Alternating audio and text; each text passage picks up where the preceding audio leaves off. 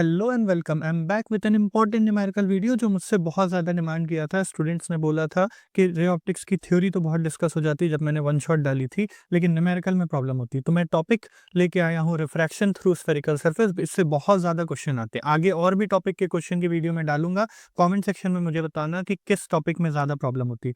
आज का टॉपिक है refraction through spherical surface. Quickly इसके सारे इंपॉर्टेंट जो भी कॉम्प्लिकेटेड क्वेश्चन पूछे जाते हैं बोर्ड में, उनको मैं सामने ले आऊँगा, उनके ट्रिक्स को बता दूँगा सो दैट इस तरह के सिमिलर क्वेश्चन और कोई भी हो वो सॉल्व हो जाए। एंड 3 से 5 मार्क्स के क्वेश्चन में ज़रूर इस तरह के क्वेश्चन आते हैं। आप पीवाईक्यू उठा के देखो, इनफैक्ट ये सारे क्वेश्चन भी पीवाईक्यू जैसे हैं और कुछ एग्जैक्टली पीवाईक्यू भी हैं। So don't forget to watch the video till the end. हमारा पहला क्वेश्चन है, यहाँ पे टॉपिक है ये refraction through spherical surface. Formula इसका पता होना चाहिए। ऑलरेडी वन शॉट मैंने डाल दिया, वो भी मैं डिस्क्रिप्शन में वन शॉट का लिंक भी दे दूंगा।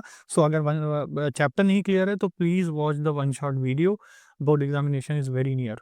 नाउ पहला क्वेश्चन है, an air bubble is trapped at point B. ठीक है, तो हमारा ऑब्जेक्ट रखा है बी पॉइंट पे। ये रहा ऑब्जेक्ट की पोजीशन। ठीक है, in a glass sphere of radius 40 centimetre. ये रहा रेडियस 40 सेंटीमीटर। ओके, और रिफ्रैक्टिव इंडेक्स इसका 1.5 दिया है।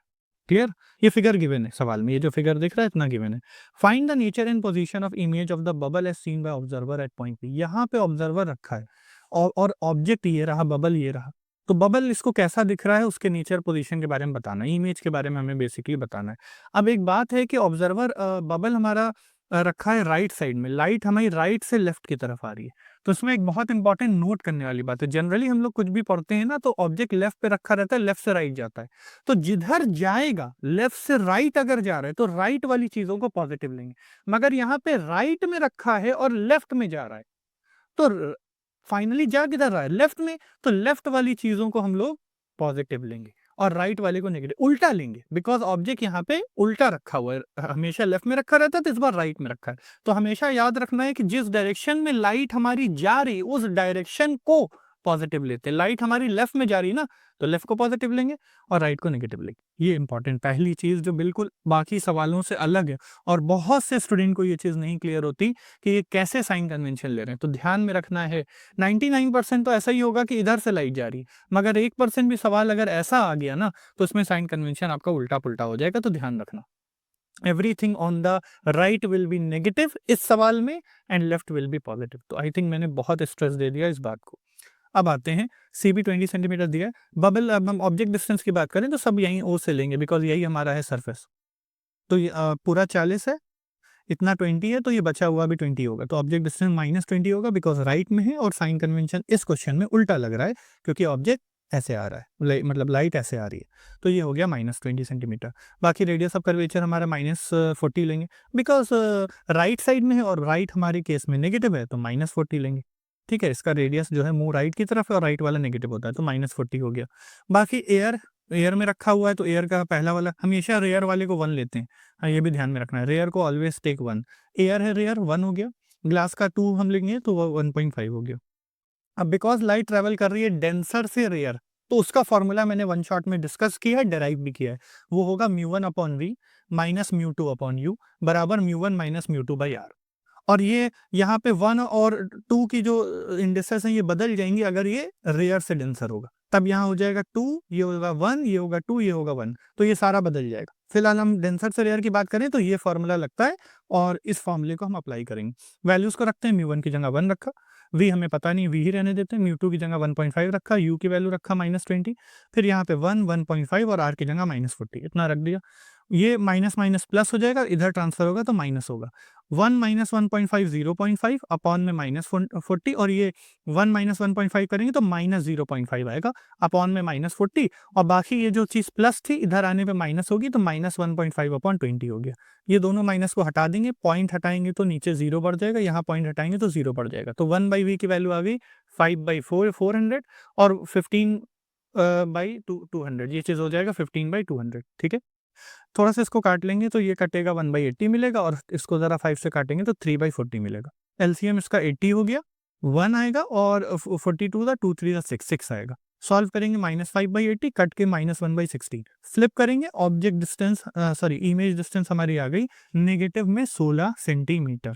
ठीक है, तो हमारी final image is form 16 centimetre to the right of the left surface. क्यों राइट में हमने बोला, क्योंकि हमारा नेगेटिव का मतलब होता है इस केस में राइट, ठीक है? तो राइट साइड में हमारे इसके राइट साइड में 16 सेंटीमीटर दूर हमारी फाइनल इमेज बनेगी। ये हमारा सिंपल सा आंसर हो गया। It is very important to take care of the sign convention, ठीक है? इसमें इस क्वेश्चन में उल्टा लग रहा था, मैंने रीज़न भी एक्सप्लेन किया है।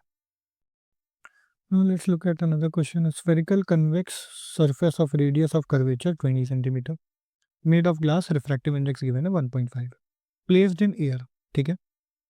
Find the position of image form if a point object is placed at 30 centimeter in front of the convex surface on the principal axis. यानी convex surface से 30 सेंटीमीटर आगे एक ऑब्जेक्ट को रखा गया है और इसका जो रेडियस ऑफ कर्वेचर है यानी सेंटर और पोल के बीच की दूरी वो 20 गिवन है। ये पूरा एक रिफ्रैक्टिंग सरफेस है जिसका ग्लास से बना है, 1.5 रिफ्रैक्टिव इंडेक्स है। यहाँ पे एयर है तो उसका रिफ्रैक्टिव इंडेक्स 1 होगा, ठीक है? एयर को हमेशा रेयर वाला बोलते हैं, 1 बोलते हैं, तो वो उसका रिफ्रैक्टिव इंडेक्स 1 है। और डेंसर वाला हमारा जो है, मतलब हमेशा रेयर वाले को 1 लिया जाता है और रेयर इस केस में एयर है, रिफ्रैक्टिव इंडेक्स 1 होगा। डेंसर वाले को हमेशा 2 बोलते हैं, इस केस में ग्लास है और गिवन है 1.5 है, ठीक है? इट्स नॉट नेसेसरी 1.5 हो, मगर क्वेश्चन में इस बार 1.5 गिवन है तो 1.5 लेंगे, ठीक है? और भी मटेरियल के ग्लास आते हैं, 1.4 भी होता है, 1.6 तक भी जाता है, तो 1.5 गिवन है तो वही लेंगे ऑब्वियसली। ऑब्जेक्ट डिस्टेंस हमारी 30 है, लेफ्ट साइड। अच्छा, ध्यान में रखने वाली बात है, लाइट ऑब्जेक्ट यहाँ रखा है, लाइट लेफ्ट से राइट की तरफ जा रही है, तो इस बार सिंपल सा सीधा साइन कन्वेंशन यूज होगा, मतलब लेफ्ट वाली चीजें हमारी नेगेटिव और फाइनल राइट में पहुंच रही है तो राइट वाली पॉजिटिव। चूंकि ऑब्जेक्ट लेफ्ट में रखा है तो यहाँ पे सिंपली -30 यूज होगा और रेडियस ऑफ कर्वेचर इसका राइट साइड वाला है और राइट साइड वाला पॉजिटिव होगा, तो इसमें उल्टा वाला साइन कन्वेंशन नहीं लगेगा, इसमें as it is sign convention लगेगा जो सिंपल सा होता है। वाई? बिकॉज लाइट लेफ्ट से राइट जा रही है, राइट से लेफ्ट नहीं आ रही जो पिछले क्वेश्चन में हो रही थी। अब हम लोग देख रहे हैं लाइट यहाँ पे रेयर से डेंसर जा रही है, this is rare, this is denser, तो रेयर से डेंसर की तरफ जा रही है तो फॉर्मूला ये वाला लगेगा इस बार, μ2 by V, μ1 by U, μ2 minus μ1 by R, ये फॉर्मूला। सारी वैल्यूज पता है, सब्सटीट्यूट करेंगे। 2 की जगह 1.5, वी नहीं पता, μ1 की जगह 1, यू की जगह -30, μ2 1.5, μ1 1 एंड आर की जगह 20। 20 प्लस में रहेगा, as I already discuss, right side वाला पॉजिटिव है तो प्लस लेंगे। अब माइनस माइनस ये प्लस हो गया 1/30, 1.5 माइनस 1 0.5 अपॉन 20 हो गया। 0.5 अपॉन 20 को हम लोग 5/200 भी लिख सकते हैं, कट के 1/40 आएगा और 1/30 इधर जाने पे -1/30। बाकी 1/40 1/30 का एलसीएम 120 है, 4 3 था तो 3 एंड 3 4 था तो 4, 3 माइनस 4 मतलब -1/20 आ गया। v की वैल्यू निकालेंगे, क्रॉस मल्टीप्लाई अगर हम करेंगे तो 1.5 इंटू 120 यानी 12 इंटू 15 और माइनस पॉइंट हटा 0 यूज हो गया, ये इसमें मल्टीप्लाई हुआ तो 15 इंटू 12 है और नेगेटिव साइन है।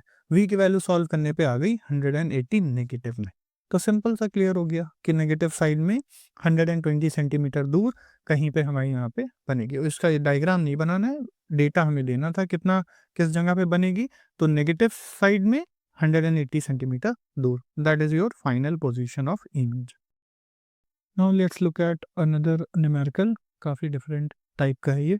A point object is placed at O in front of a glass। यहाँ पे ग्लास फेयर के आगे ये कोई जगह है जहाँ पे ऑब्जेक्ट रखा हुआ है, ठीक है? O as shown in a figure यानी ये 3r दूरी पे रखा है जहाँ r इसका रेडियस है, ठीक है? Show the formation of image of the sphere, ठीक है? तो ये इमेज बनाने के लिए हमें 2 रे चाहिए होती है। पहली रे ये हो गई, ऐसे सीधे जा रही है, और दूसरी रे हम ऐसे प्रिंसिपल एक्सिस से ले लें, ठीक है? पॉइंट ऑब्जेक्ट है तो पॉइंट इमेज बनेगी। अब कैसे बनेगी वो देखते हैं। तो इनकमिंग रे अगर आ गई हमारे पास तो हम लोग इसका सबसे पहले बनाते हैं नॉर्मल बनाने का तरीका क्या है, सेंटर ऑफ कर्वेचर से, जो सेंटर ऑफ हमारा स्फीयर है वहाँ से इस पॉइंट को मिलाती हुई लाइन, तो हमारी ये लाइन हो गई नॉर्मल। हमें सिर्फ डायग्राम बनाना है, कुछ फाइंड आउट नहीं करना है, सिर्फ डायग्राम बनाना है, तो ये हमारी नॉर्मल हो गई। अब हमें पता है कि रेयर है ये ऑफ कोर्स और ये डेंसर है, तो अब पहली रे ये हमारी जब गई इस पॉइंट पे, नॉर्मल हमने बना ही लिया, तो ये रे जानी कैसे चाहिए थी, ये रे जानी ऐसे चाहिए थी, राइट? अगर कुछ ना होता तो रे रे हमारी ऐसे निकल जाती, राइट? लेकिन ऐसे होगी नहीं, क्योंकि रेयर से डेंसर है, बेंड टुवर्ड नॉर्मल होगी तो रे क्या होगा, थोड़ा नॉर्मल की तरफ थोड़ी सी बेंड हो जाएगी। नॉर्मल नीचे की तरफ है तो थोड़ा सा ऐसे मे बी ये बेंड हो गई, यानी कि रे ऐसे जाना चाहिए था, ये है नॉर्मल, तो थोड़ा-सा नॉर्मल की तरफ बेंड हो गई। तो हमें मिल गया अंदर का पाथ। अब हमें इस पॉइंट पे देखना है क्या है, तो इस पॉइंट पे भी हम फिर से क्या करेंगे, नॉर्मल बनाएँगे। सेंटर से मिलाते हुए ये लाइन इस पॉइंट पे बनाएँगे। तो ये हमारा हो गया इस पॉइंट पे नॉर्मल। रे एक्चुअली अगर कुछ ना होता तो रे ऐसे निकल जाती। लेकिन इस बार क्या होगा? इस बार ये होगा कि डेंसर से रेयर की तरफ जा रही है, ठीक है? तो डेंसर से रेयर अगर जा रही है तो जो रे नॉर्मली ऐसे जानी चाहिए थी, वो नॉर्मल से अवे हो जाएगी। और अवे होने का मतलब क्या है कि वो आके यहाँ पे मीट करेगी। तो जैसा मैंने कहा एकदम स्टार्टिंग में कि 2 रे की ज़रूरत होती है, तो पहली रे तो ये मिल गई और दूसरी रे सिंपली ये सीधे जा रही है। तो फाइनली दोनों यहाँ पे मीट करेंगे, तो ये पॉइंट हो गई हमारी इमेज की। That will be our final image. तो ये डायग्राम का कंस्ट्रक्शन करके दिखाना है बस, इसमें और कुछ फाइंड आउट नहीं करना है। सो दैट्स अ सॉल्यूशन, ये डायग्राम।